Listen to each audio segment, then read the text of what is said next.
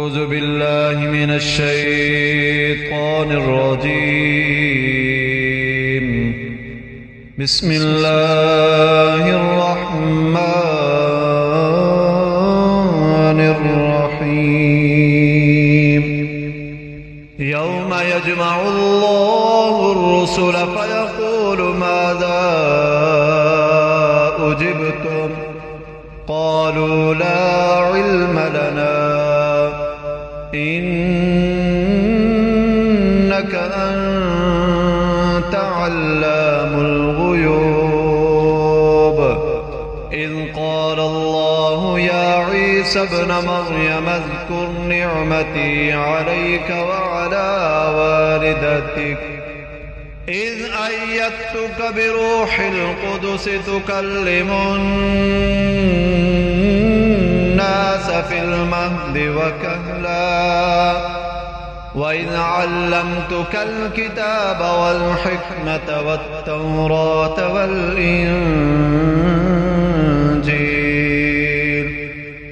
وإذ تخلق من الطين كهيئة الطير بإذني فتنفخ فيها فتكون طيرا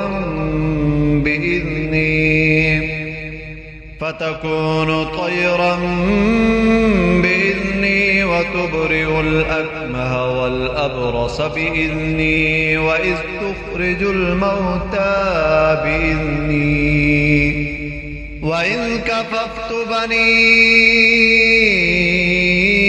إسرائيل عنك إذ جئتهم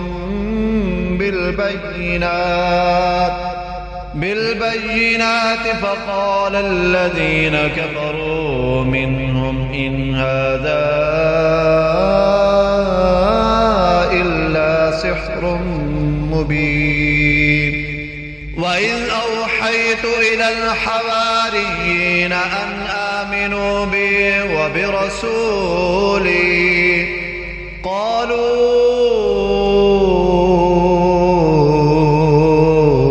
آمنا واشهد بأننا مسلمون.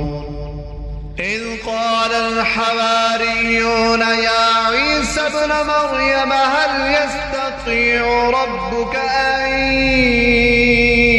ينزل علينا مائدة من السماء؟ قال اتقوا الله إن كنتم مؤمنين. قالوا نريد أن نأكل منها وتطمئن قلوبنا ونعلم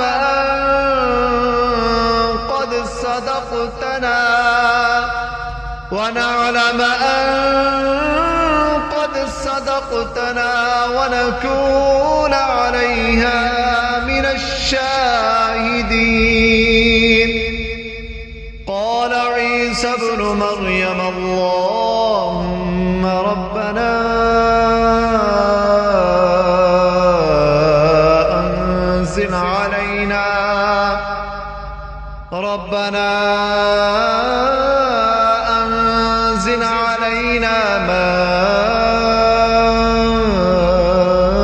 مائدة من السماء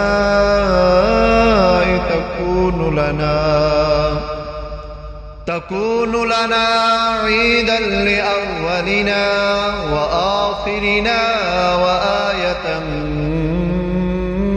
منك وارزقنا وأنت خير الرازقين.